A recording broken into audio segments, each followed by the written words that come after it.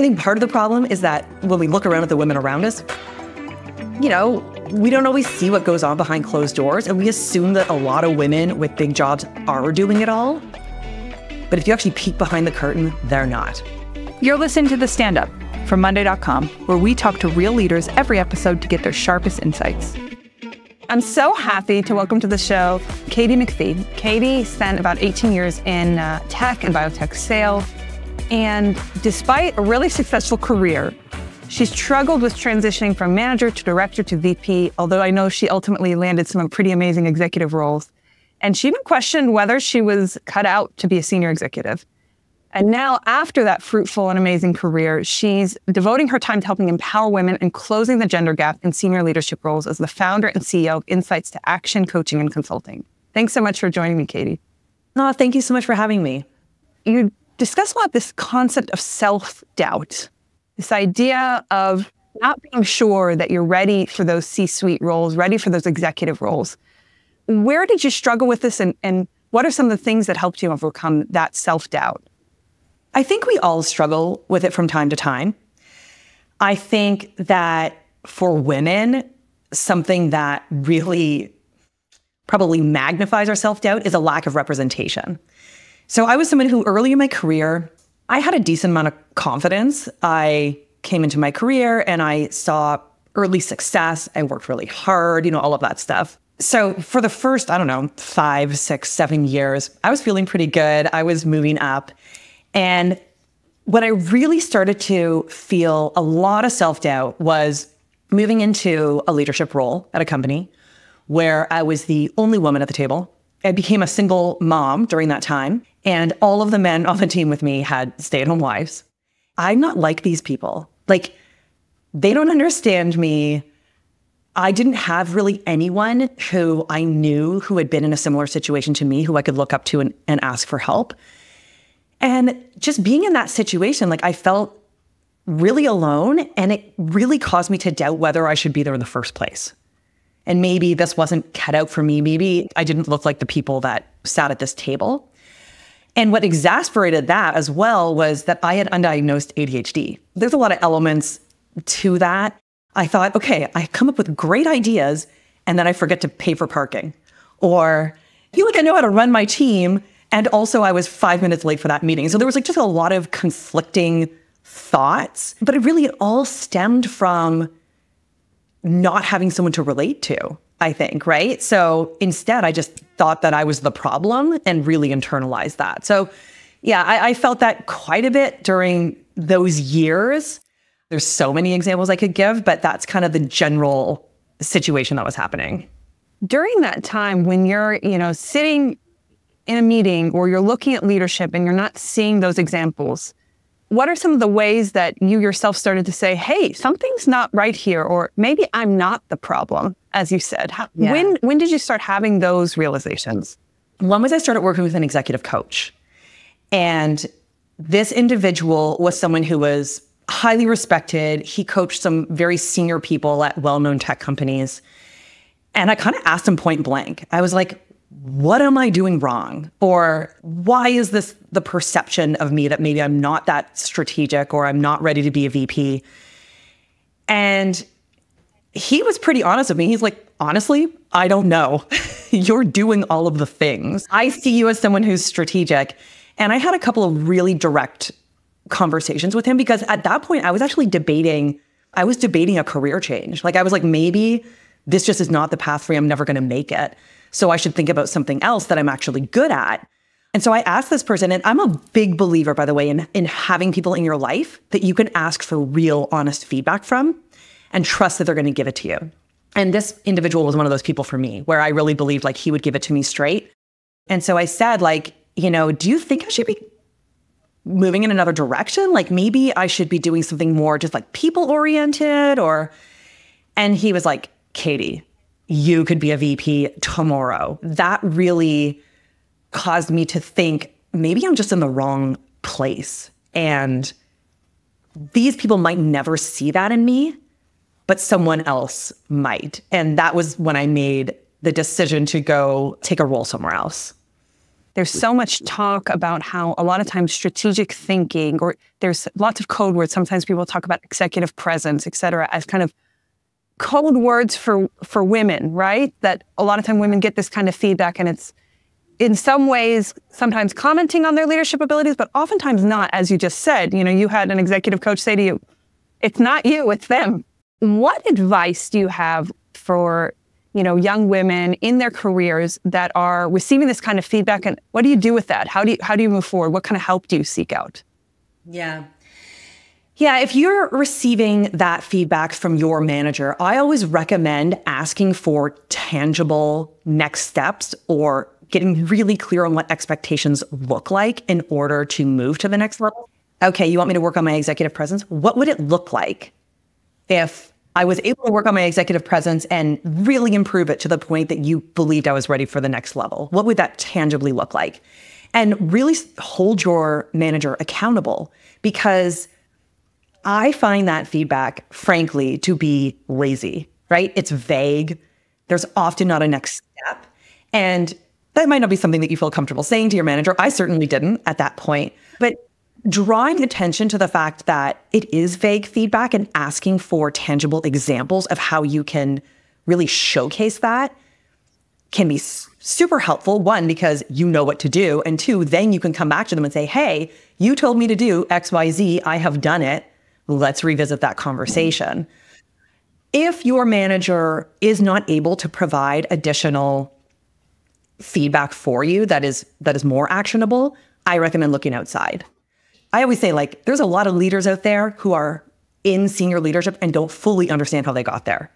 And when I think about my journey, yes, I then became a VP, but the thing that really made me dig deep into what are the things that I had to change in order to do that and to really do a 180 on that perception, it was because I looked at all these women around me who I was mentoring or who reported to me, and I saw the same thing in them. I'm not going to give that vague feedback. I'm going to really get obsessed with this and understand what are the things that it takes for us to believe that somebody's ready for senior leadership so that I can help these women around me.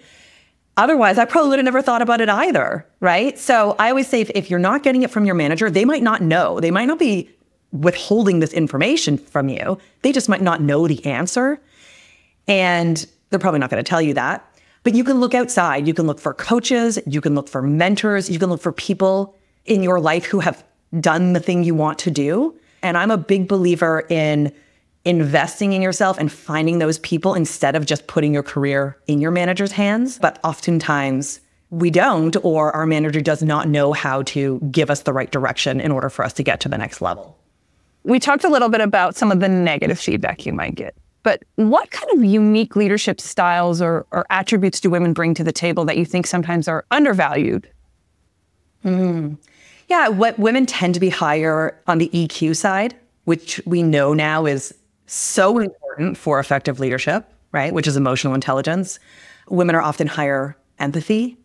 I would say another thing that is unique to women specifically is that because we have children and our mothers, obviously not every woman's going to have kids, but many of us do, we are forced to become so creative in terms of how we get things done and how we manage all of these things in our life, that I think it actually gives us this special power to just be able to handle a lot of stuff.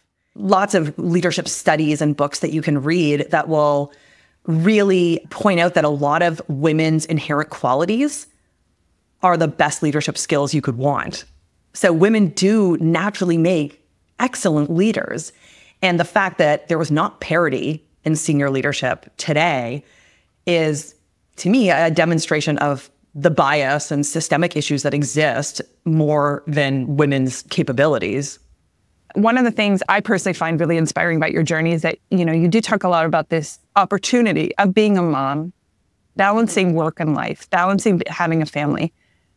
What advice do you have to maybe that new mom that's just starting out, that wants that big, high-powered career, or to any working parent, whether that's a mom or a dad? What advice do you have for them? A few things. So one would be not to assume that just because you are now a parent, you can't chase every dream that you had before. I'm a big believer that you can have it all, but you can't do it all.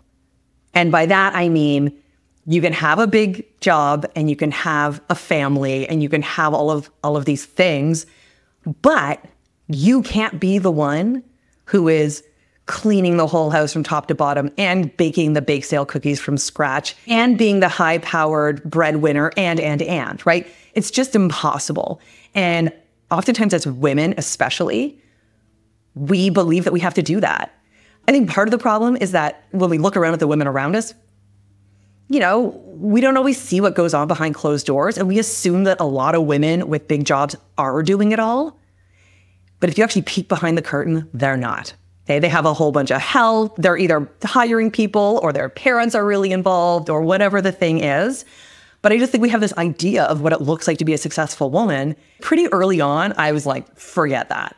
I just don't subscribe to it. I'm A-okay to be like, you know what? That is something that we have to be willing to let go of. Like, nobody's imposing that on us, but we have to be willing to let it go. So yeah, that would be the big thing, is don't give up on what your dreams are, but also understand that you don't have to and you shouldn't do it all for your own just mental health. From the leader's perspective, let's say you're managing and you want to support your employees with families, other than being a parent yourself. What kind of tips do you have for senior leaders, directors, executives that also want to support kind of a family-friendly culture in their organization? To me, like, the key thing is flexibility, right? Allowing flexibility for individuals to take their kid to an appointment or be working at home or whatever the thing is. The other thing would be focusing on results instead of, for example, number of hours in the office or whatever, right? Like, we're focused on results and we allow people to get it done however they need to get it done. That gives them the autonomy and freedom to do what they need to do for their families. One of the things that I did as a leader was I kept my calendar open and I would put right in it, take Liam to the doctor. Whatever the thing, I would have it right in my calendar intentionally, because I was communicating to my team, you can go do this too.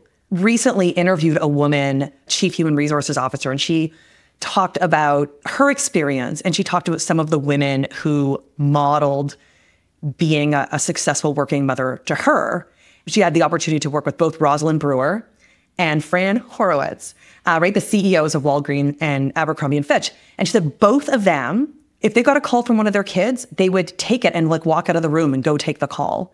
And she said, that was just so meaningful for us as women and as mothers to see them doing this. The CEO of the company prioritizing a call from one of their kids, it gave them permission to be able to do that. And I just think that that is so powerful, because so often leaders will say, yes, you can prioritize your family, or yes, do what you need to do. But if they're calling you on Sunday morning, or if they are never taking vacation, or they are working 14-hour days, or, you know, they're not modeling that for you. And so they're really not giving you permission to do it. So important. And it really ties into what I feel like we've been talking about a few times, is this leading by example and how powerful that is. I'd love to kind of transition. We have a segment that we call How I Failed. Something that you failed or something that went terribly wrong, but you learned something really important from. I'd love to hear an example of that in your life. I learn by failing all the time, right? A lot of the things that I've tried to do, the first kind, failed. And then I had to make the choice, do I try again or do I give up? So as an example, I was working, with some B2B clients, like corporate clients, and I was doing a bunch of one-on-one coaching. And I had this idea, I want to do a group program for women who are aspiring executives. And I tried to launch it. I had no idea really what I was doing. And it totally failed. Like, I had 2 people sign up and I'm like, I can't do a group with 2 people. And so I essentially had to cancel it and move it out. And now that's the biggest driver in my business, right? And it's so interesting. I love telling people that, because so many people would have experienced that and said like, oh, I guess the group doesn't work. It failed. And I thought, okay, what can I do differently? I'm going to try it again. And so I tried it again. And then I sold out a small group and I was like, okay. And then I continue to try it. I continue to iterate it. And like I said, now it's the biggest driver in my business. To me, the whole point is to get really curious about what went right and what went wrong and iterate on it and try again if it's something that's important to you. So many lessons there for leading a team. I mean, really this idea of approaching everything like an experiment. It failed. Let's devise a hypothesis. Let's do some research. Let's get curious and then launch it again, trying a different approach to something. Very cool. Well, now we have kind of like a quick professional fire round, quick questions. You can just answer with kind of the first thing that pops into your head. First question, what's one piece of advice you wish you had received early in your career? I would probably say, like, you belong at the table as much as anyone else. And what's one life hack, secret code, cheat code that you've learned in work-life balance that you would pass on to somebody else? Yeah, I'm a big believer in the daily routine. So I take time for myself every single morning. I'm a believer in like moving your body in the morning, exercising, meditating, and prioritizing that unapologetically. One more question for you. What's a piece of media that you can't live without right now? A podcast, a series, a YouTube channel, something that you just are obsessed with right now? This is interesting because I'm such a proponent for women and women in leadership, but I've been listening to a lot of Alex Hormozi's podcast. He's kind of a bro. Oh, cool. But gives really tangible advice. So there you go. You can learn from anyone. Perfect. That's amazing. So thank you so much for joining us today. This has been a real pleasure. If our listeners want to hear more about you or learn more about you, where can they go? I post on LinkedIn every single day. So if you like some of the stuff that I talk about, definitely go follow me there and you can check out some of that content. And I also have a free newsletter. So you can subscribe to my free newsletter. I do a deep dive every single week on tips to help you level up or lessons that I've learned. And it's totally free. I had a wonderful time hosting Katie today. I think it was really interesting for me to hear how her journey to VP was actually prompted by her executive coach, who looked her in the eyes and said, "You're already there. You're not missing anything. It's them, not you."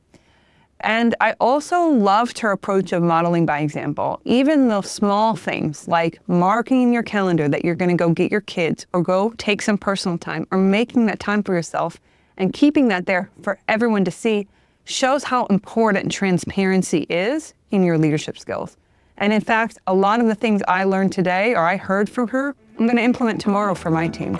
It was really, really great hosting her today.